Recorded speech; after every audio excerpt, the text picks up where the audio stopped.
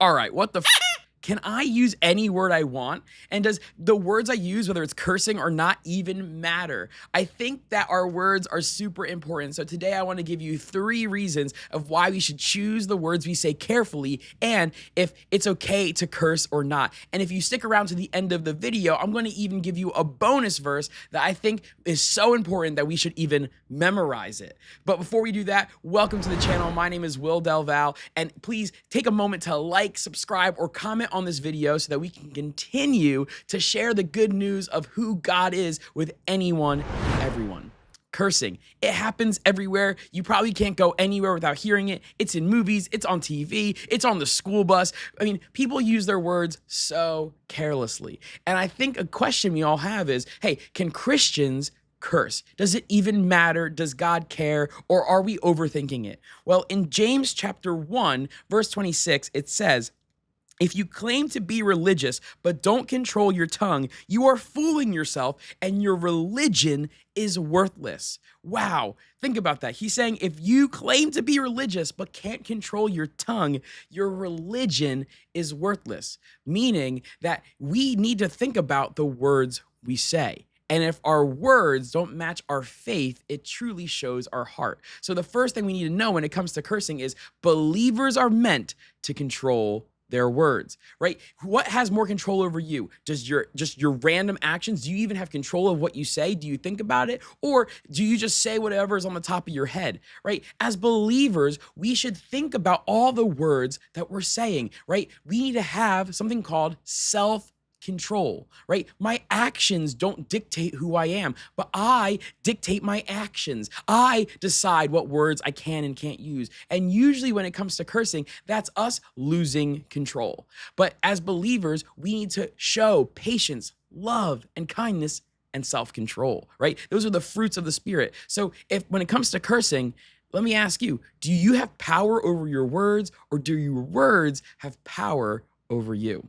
Another verse I want to look at, and another reason I think we should be careful on how we use our words, can be found in Romans chapter 12, verse 1. It says, and so, dear brothers and sisters, I plead with you to give your bodies to God because of all that he has done for you.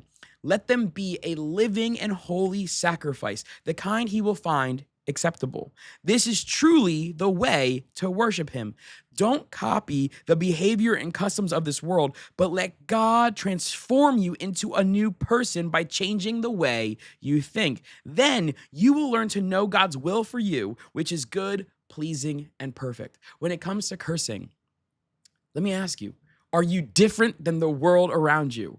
Right? Romans 12 is telling us, be different. Don't copy the behaviors of the culture, right? Each culture, where depending on where you live, has different ideas of what cursing is and cursing's not. But we all kind of have a general idea. And when we follow the language of the world, we're copying their behavior. But we are not meant to copy the behavior of the world, but we are meant to imitate Christ, right? We are supposed to be more and more like Jesus. And that even goes to our words. We're not meant to copy the world. And the world doesn't care about cursing. The world doesn't care about what's appropriate or not appropriate. And it's actually on a degrade, right? It's downgrading on what they think words are appropriate or not. But we should be different from the world, including our words and speech.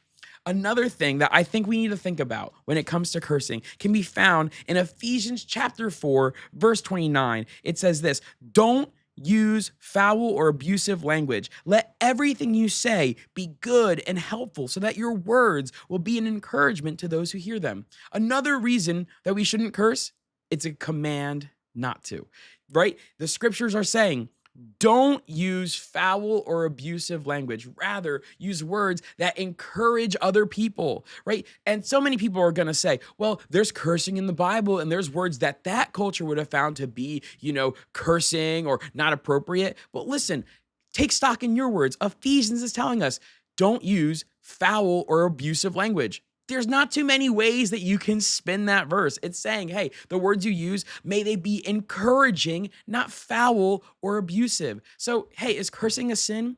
It is. And it's not something we're meant to do. It's a command. Don't do this and be different. So when it comes to cursing, right, have control of your tongue.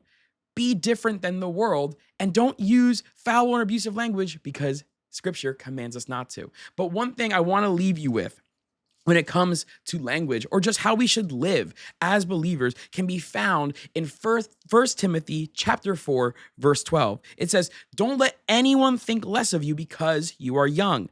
Be an example to all believers in what you say, in the way you live, in your love, your faith, and your purity," right? This is good for even teenagers to understand, right? Don't let anyone look down on you because of what you believe in or because you're maybe young, but instead be an example in your speech, right? It says, be an example to all believers in what you say. When you are talking, are you building people up, showing the love and genuine faith of Jesus wherever we go, or are we tearing people down?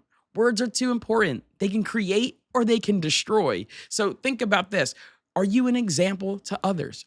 Are you an example of someone who's trying to imitate Christ and be just like him, whether it's in our actions or even in our words? Today, be an example to others, spread love, and tell people about the loving faith you have. Till next time.